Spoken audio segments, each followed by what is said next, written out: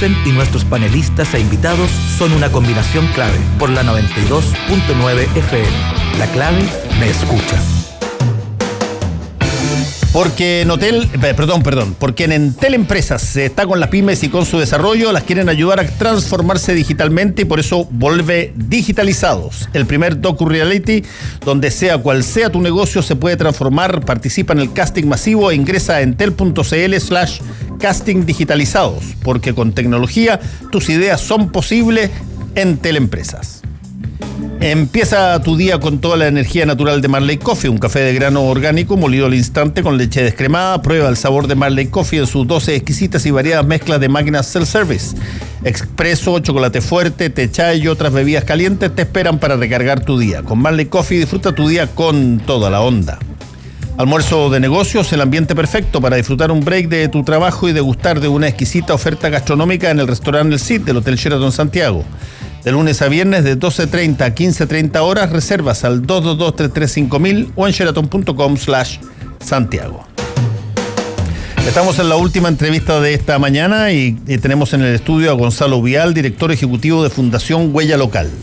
Buenos días, Fernando. Muchas gracias por la invitación. Gonzalo, primero digamos un poquitito de lo que tú haces y qué significa esta huella local, que tiene una relación, según entiendo, de apoyar básicamente los territorios, las gestiones de los municipios, que muchas veces efectivamente, como ustedes lo colocan en su página web, pero llegan infradotados en términos de determinadas especialidades, en capacidades técnicas especiales, y por lo tanto las empiezan a buscar muchas veces sin encontrarla, y para eso creo yo que exista esta necesidad de apoyar esa. Claro, bueno, primero muchas gracias por la invitación y contarles, bueno, nosotros, las municipalidades constituyen otra de las grandes desigualdades que vemos en el territorio nacional.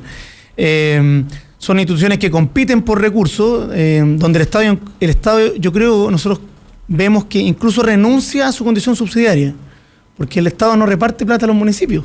Es una plata que juntan todos, que se reparte, y la plata que pone el Estado en los municipios la pone condicionada a buenos proyectos, bien realizados, bien desarrollados, ingeniería, arquitectura y formulación de proyectos.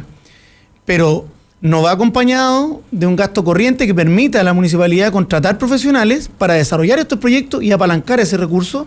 Entonces se produce la misma lógica de acumulación que vemos en el mercado con el Estado en términos de lo que hacen los municipios. Y aparte de esto... ¿Qué pasa con los impuestos específicos que recolectan son bastante testimoniales. Los permisos de circulación. Claro, lo que pasa es que... Los impuestos que tienen que ver por empresas. Ahí vemos nuevamente una tremenda asimetría, porque lo que nosotros tenemos es que hacemos competir a municipios pequeños que tienen que recaudar, por una parte, permisos de circulación, patentes comerciales, ¿cierto?, e impuestos territoriales. Más del 80% de las viviendas en Chile no paga impuestos. Están por DFL2, están eximidas de pagar impuestos y no somos un 80% de pobres. O sea, claramente ahí hay una base tributaria que podría crecer. Y por otra parte, el parque automotriz de las comunas más pequeñas no se compara con las comunas más grandes.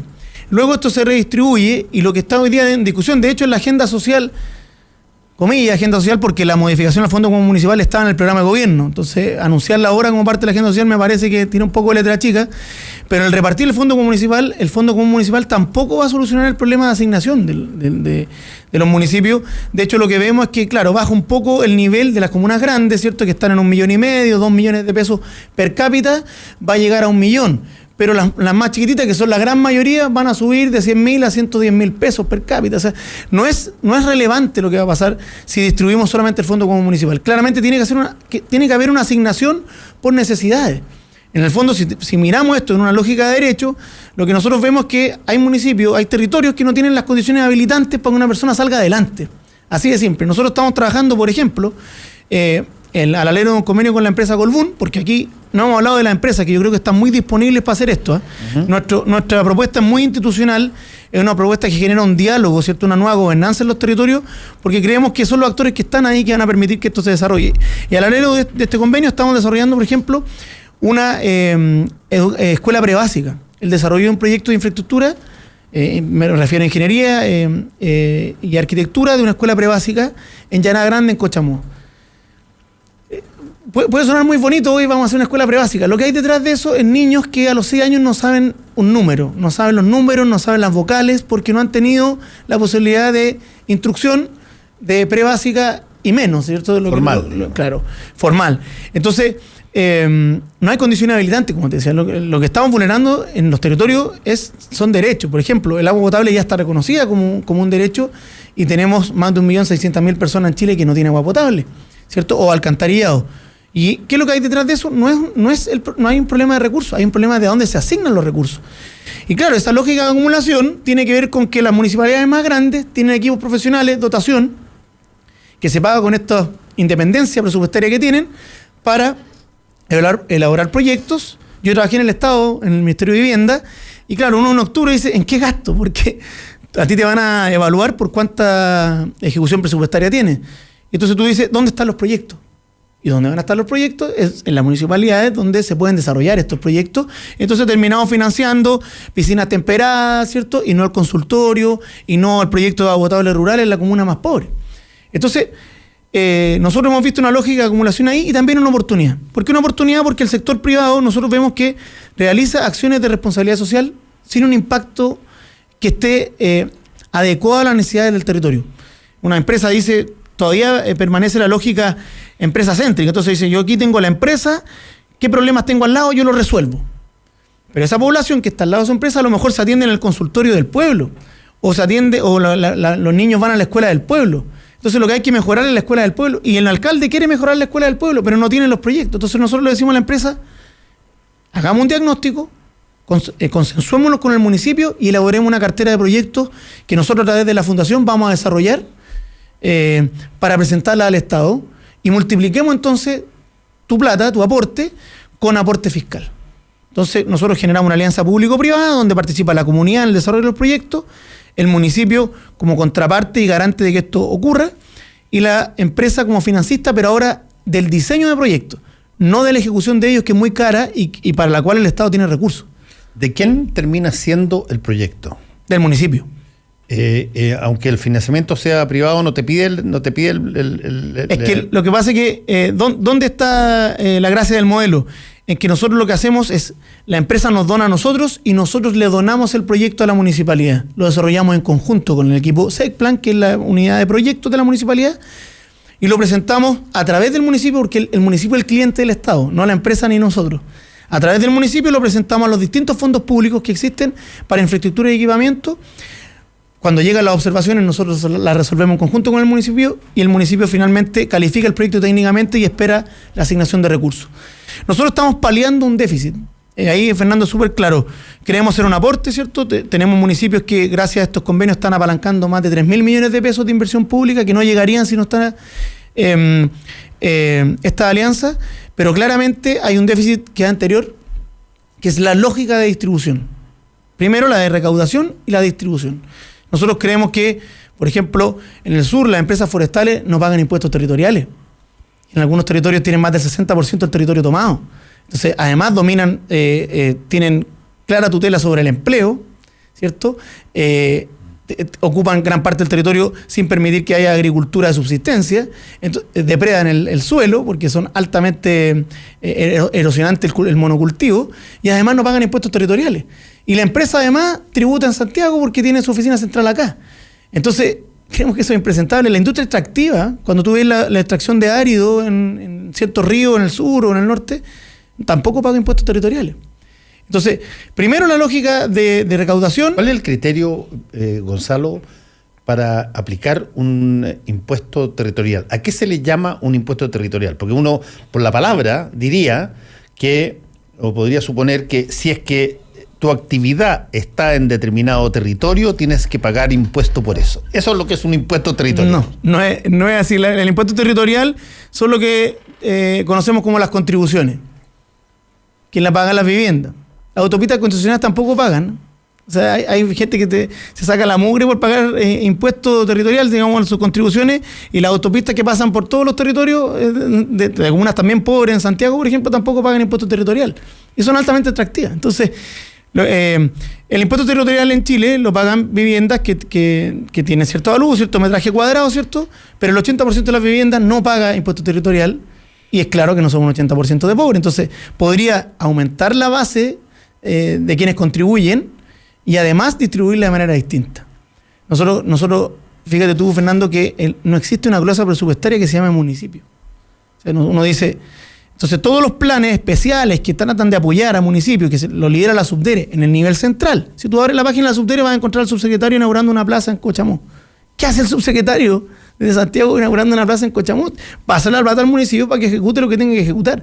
Pero aquí el municipio tiene que estar peleando por ese recurso y venirle a decir al subsecretario, por favor, asígnanos la plata, y pedirle al lobista principal de la región, y que son los parlamentarios, que lo apoyen. Entonces el parlamentario después va a la inauguración de la plaza y hay que decirle, gracias a este parlamentario tenemos esta plaza.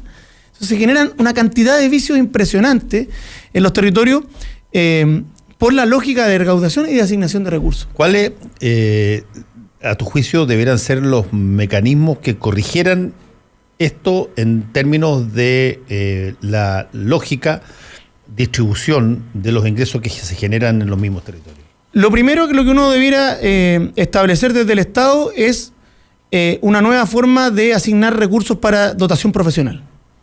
O sea, hoy día hay una modificación de la ley, pero esa ley está condicionada a que el municipio tenga más plata, porque tú tienes que demostrar capacidad financiera para contratar más gente. Si yo te estoy diciendo que tengo un déficit, dame primero la dotación y si no cumplo, quítame el recurso. Pero la lógica de hoy día es que el municipio puede contratar en la medida que tiene presupuesto. Entonces lo que yo creo es que debiera haber, sabemos perfectamente, la Subdere sabe qué municipios tienen o no dotación suficiente y dotarlo de la dotación suficiente. Luego, la concursabilidad debiera darse en el nivel regional. Primero, si el FNR tiene, por ejemplo, lo que se llaman los FRIL, que son un fondo de inversión local que se decide a nivel regional, que le da un marco presupuestario a la municipalidad. Por ejemplo, este año usted va a tener 400 millones de FRIL, entonces el alcalde prepara 400 millones en proyectos, pero no está presentando proyectos para después hacer lobby, no. Si yo estoy viendo que se necesitan recursos para hacer proyectos de ampliación de agua potable, yo no tengo por qué hacerlo concursar. Esa lógica debería estar debidamente catastrada y debería asignarse el recurso que para ciertos proyectos. Porque la naturaleza misma de aquello que tú vas a construir tiene una urgencia o una preeminencia por sobre que te resulte, salga ganador o no ganador en un concurso. Exactamente. Entonces hay una lógica de concursabilidad que yo la sacaría del nivel central y la pondría en regiones y siempre con una asignación base para que los municipios tengan alguna muñeca para poder decir, voy a cubrir ciertas necesidades y comprometer un plan que tenga recursos detrás, porque hoy día los planes, el PLADECO, el Plan de Desarrollo Comunal, tú le preguntas a la comunidad cada 4 años qué es lo que necesita, tú pones una cartera de proyectos ahí, pero para las comunidades chicas, ninguno de esos proyectos se va a ejecutar con fondos propios.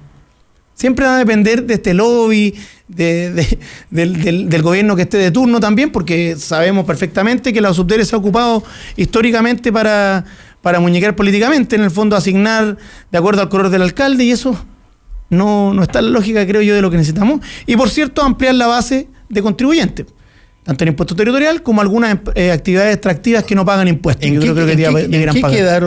¿En qué quedaron, Gonzalo? Estamos conversando con Gonzalo Vial, director de ejecutivo de Fundación Huella Local. ¿En qué quedó esa proyecto de ley que creo que planteó en su momento José Antonio Gómez, de dejar en los lugares donde había, por ejemplo, particularmente las zonas mineras, donde de ahí se producía la riqueza, un porcentaje que quedara del total? Existe un royalty minero. No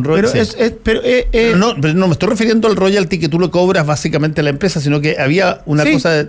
Eso existe y las comunas mineras efectivamente reciben un porcentaje de... Es la mitad de lo que ellos pagarían en patente, digamos, que está en Santiago, que la dejan en el municipio por obligación. Eso es muy bueno, pero aún insuficiente porque son pocas comunas. Lo que vemos en general en las comunas que nosotros trabajamos, que efectivamente hay territorios donde no hay empresas grandes, entonces no hay ninguna posibilidad de ampliar esa base, y ahí es donde yo creo que el Estado no debiera renunciar a su rol y de tener asignaciones que tengan que ver con carencia y no con competencia. Por eso es que uno ve cuando va al sur o va al norte en marzo, pague su permiso de circulación y tratan de poner, porque además no puedes salir a venderlo al otro lado, tienes que venderlo en tu territorio, y tenemos municipios que tienen un parque automotriz muy pequeño, y de ahí salen los recursos. Entonces, efectivamente, yo creo que debiera ser obligación. Eso que tú me dices, lo que se implementó para las empresas mineras, debería ser obligación. Que si tu actividad extractiva está en un territorio, es ahí donde debieras pagar tu patente. Y hoy día queda supeditado que una empresa tenga conciencia y dice, ya, yo voy a pagar una patente en tal territorio, pero no es una obligación. Y eso hace que además ampliemos las capacidades de comunas como Vitacura, Providencia, Las Condes, que hoy día concentran el parque disponible inmobiliario de oficinas, donde ellos pagan impuestos. Entonces, eso está dentro de esa base impositiva que yo te decía, impuesto territorial, patentes, ¿cierto? Que sean obligatorias. Y actividades extractivas, yo creo que eso sería muy importante, que actividades extractivas paguen impuesto territorial, como que fuera una vivienda, digamos, que eso es distinto a la patente. Nosotros no tenemos en Chile lo que, por la naturaleza del Estado que hemos creado, lo que en otras partes se tiene, por ejemplo, los países federales, que tienen lo que ellos denominan el state tax o el impuesto estatal. Nosotros no tenemos un equivalente impositivo al impuesto regional, digamos. Bueno, ahí no sé si lo que vemos en el proceso, no sé si serviría. mira, hoy día claramente la contingencia ha cambiado, pero hay un proceso de descentralización que tiene desde el punto de vista político la elección hoy día de los gobernadores regionales, sí. Pero desde el punto de vista de rentas no hay nada claro. El proyecto está entregando 15 competencias que no son las más relevantes, algo es algo, digamos, pero podemos ver frustrado este proceso de elección de gobernadores regionales, dadas las competencias que se le están entregando. 15 competencias para un intendente, digamos, para un gobernador regional ahora electo, cosa que la gente ha esperado por mucho tiempo, sin recursos claros, sin rentas regionales. Por cierto, no tenemos impuestos regionales en Chile. Es muy difícil, o se puede malograr este proceso, porque va a tener un delegado presidencial que va a manejar el gabinete, que lo va a seguir eligiendo el presidente, en el fondo, porque el presidente elige al delegado, entonces el delegado elige a los seremi. Entonces, creemos que es un proceso que se puede malograr, dadas las condiciones que se le están entregando a los gobernadores regionales en términos de facultades. Gonzalo, ¿cuál es la llave maestra que permite romper este cerrojo? Mira, yo diría que deberíamos irnos a la contingencia ahí. Yo creo que debemos redefinir una hoja de ruta. Yo creo que el gobierno lo ha entendido, por lo menos ha anunciado una nueva constitución.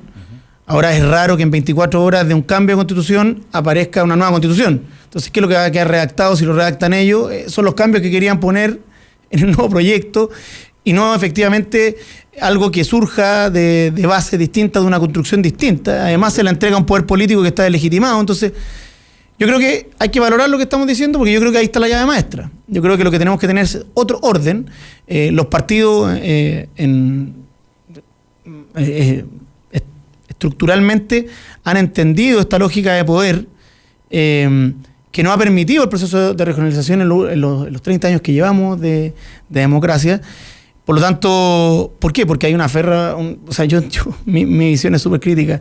Yo trabajé en regiones 8 años y los parlamentarios son verdaderos zares en regiones, eligen a todos los gabinetes, proponen al intendente. Entonces, programas que están muy mal evaluados por DIPRES en términos de ejecución presupuestaria, ellos los siguen poniendo en la clase presupuestaria porque ellos los entregan. Entonces, no cumplen bien su misión de representación ciudadana en términos de lo que legislan y son verdaderos lobistas de regiones para Santiago. Entonces, esa lógica de poder es la que hay que cambiar y esa lógica de poder debiera estar. Yo estuve leyendo lo que institucionalmente pedía la ciudadanía en el proceso constituyente que inició el gobierno anterior, y el cuarto punto era la descentralización. O sea, la gente de regiones cree que puede desarrollarse de mejor forma y que ha sido su desarrollo ha sido morigerado estructuralmente durante los 2 siglos que hemos vivido por el centralismo. Entonces, claramente hay que definir una hoja de ruta que permita el desarrollo regional, como lo esperamos, como lo esperan las regiones. Y bueno, va a depender de que tengamos un proceso constituyente, yo creo que a la altura de la necesidad de hoy. Eso que tú señalas y que, por cierto, está en todas las exigencias que uno escucha, topa con una idea, con 2 ideas, básicamente. 2 ideas que te las han inculcado, pero a machete, desde el colegio, y por cierto, en términos de la retórica política vigente, que es de que lo que no se puede tocar ni amenazar es el Estado unitario. El Estado unitario es un valor brillante, fundamental, lo que uno podría estar totalmente de acuerdo, digamos, que uno podría tener un Estado unitario, pero dentro de ese Estado unitario uno podría generar condiciones para que las personas pudieran expresarse en determinados territorios según sus culturas, según sus religiones, según, en fin, un montón de cosas. Pero el Estado unitario te frena mucho. Y lo segundo tiene que ver con, yo no conozco situaciones en los últimos 40 años, digamos, voy a poner una cosa así, en los últimos 20 años o 30 años, salvo un caso, de personas que estando en el poder cambian la ley para perder poder. O para ceder poder, no para perder, para ceder poder. Salvo el caso de Bután, que es lo suficientemente lejos, donde el rey decide llamar a una convención constitucional para modificar el reinado estricto que había y se transforma en una monarquía constitucional donde se pierde efectivamente poder en discusiones legítimas de elecciones democráticas. Pero en general, cuando los candidatos llegan a pelear las candidaturas presidenciales, son extraordinariamente llanos a discutir la descentralización, pero una vez que se llega y tú te das cuenta del tremendo poder que tiene el Ejecutivo y los partidos del Ejecutivo, se hace extraordinariamente difícil de que cedan parte de ese poder. Y eso da exactamente lo mismo, si que fue la concertación. No, de todas maneras, no, si es transversal, ahí no, yo también estoy totalmente de acuerdo. Lo primero, el Estado unitario a mí me parece que se debe conservar. Yo no he visto en Chile un movimiento federalista importante, que tenga hoy día un apoyo, que uno diga, miremos las propuestas que hay ahí. Yo creo que no. Yo creo que el Estado unitario se debe conservar. Los delegados presidenciales existen en los regímenes federales también, Sí. En Estados Unidos existen delegados presidenciales y están tutelando y están coordinando acciones que tienen que ver con el gobierno federal y con los gobiernos estatales. Tienen gobiernos estatales. Claro, por eso, el gobierno federal se coordina con el gobierno estatal a través de un delegado presidencial, eso existe, pero yo creo que el problema está en el segundo punto, que es el ceder poder.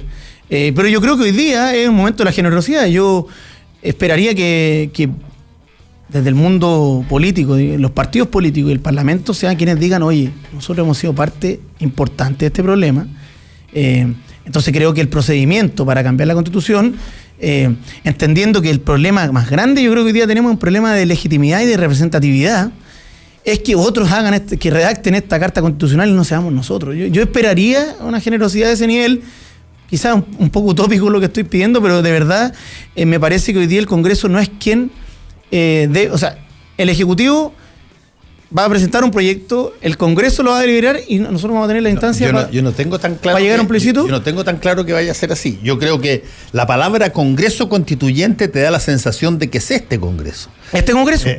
No, sí, es este Congreso. No lo dijo así Blumel, yo lo escuché. No, es que no quedó claro. Dijo que se iba a hacer una nueva constitución a través de un Congreso Constituyente, que tú lo puedes formar. Lo puedes formar o puedes armar solo, o puedes exacto. usar el que tiene. Yo creo que si es que la idea es que funcione con este Congreso, esa idea nació muerta. Nació muerta. Es que yo no puedo. Pero se puede armar otro Congreso o se puede generar una serie de modelos que hay en distintas formas para generar un grupo constituyente que. Por eso te digo, Fernando, que yo lo que espero en este momento es generosidad de parte de los parlamentarios para que sea la opción 1 en la que estamos conversando, es que generamos un nuevo Congreso con actores constituyentes electos vía democrática, ad hoc, y que sean parte de quienes redacten esto. Y yo creo incluso pueden funcionar exclusivamente para la Constitución y después. Mire, yo te quiero contar algo. Yo recientemente estuve la semana pasada en Cuba jugando un campeonato latinoamericano de tenis de mesa, porque además soy presidente de una asociación deportiva. ¿Del tenis mesa? De tenis de mesa, sí. estaba representando a Chile y entonces desde allá veía como pasaba con harta pena también lo que he vivido, pero mira, también me puse a leer un libro que se llama ¿Cómo mueren las democracias? Sí, súper interesante y yo creo que... los profesores de Harvard. Claro, 2 profesores de Harvard y precisamente veniendo allá estoy más convencido que la democracia hay que fortalecerla, claramente, con todo lo que vi en este viaje. Y yo creo que en ese libro queda bien claro que si no somos generosos y si hacemos alianzas que no son convenientes, esta escalada de violencia no va a parar y vamos a favorecer populismos que hacen tambalear la democracia. Sí, por eso, solo decir, hacer un llamado a la generosidad de los parlamentarios y los partidos políticos para que apoyen un proceso constituyente como corresponde. No son ellos hoy día los titulares de la política, claramente hoy día estoy de acuerdo. Son los alcaldes los que han puesto en la palestra, es la sociedad civil donde estamos nosotros presionando por un nuevo pacto social, quienes han puesto esto en la palestra. ¿Y por qué pongo la duda? Porque si un día tú dices, voy a cambiar la Constitución, o sea, vamos a hacer cambio en la Constitución, en un reportaje en el Mercurio extenso, y al otro día dices, en menos de 24 horas dices, voy a hacer una nueva Constitución, es que lo que me parece es que va a redactar un documento ad hoc que se parezca mucho al que hay y lo va a mandar al Congreso para que lo discuta Iván Moreira, con Pepe Out y parlamentarios que llevan 3 o 4 periodos para arriba y que no tienen ninguna validez hoy día para la ciudadanía. Yo tengo la impresión de que eso no va a poder ser así. Porque si tú cediste... Pero tenemos que decirlo aquí, Fernando, porque si no, corremos el riesgo de que... No, yo creo que no va a ser así, ya se ha dicho, entre otra cosa porque tú tienes que ceder de entrada, para usarlo como el plebiscito de entrada. Si tú vas a ceder poder para hacerlo de buena fe, tienes que ceder de entrada, no tienes que ceder al final, porque cuando cedes al final... la gente cachó que tú puedes seguir Fernando, siempre más, por lo tanto tienes que ceder de entrada entiendo tu optimismo, pero lo que hemos visto hasta el minuto es que las sesiones han venido desde que cada vez la escalada de violencia no para, que las manifestaciones hoy día siguen creciendo y que no han habido anuncios que estén a la altura del conflicto. Entonces vamos a ver cómo sigue esto y cada día tiene su afán. Eso sí, es verdad. Y lo que no se puede negar es que hace un mes atrás volvió la política. Constitución proveniente de la moneda, de esta moneda, era impensable. Yo creo que ha vuelto la política a la palestra. Gracias, Gonzalo Vial, director ejecutivo de Fundación Huella Local. Muchas gracias por haber estado aquí. Muchas gracias por la invitación. Volvemos mañana, chao. Fueron 3 horas de información, realidad y debate junto a Fernando Paulsen y nuestros panelistas e invitados. Volvemos mañana con los temas que nos importan para seguir debatiendo y conversando. Combinación clave. La clave me escucha.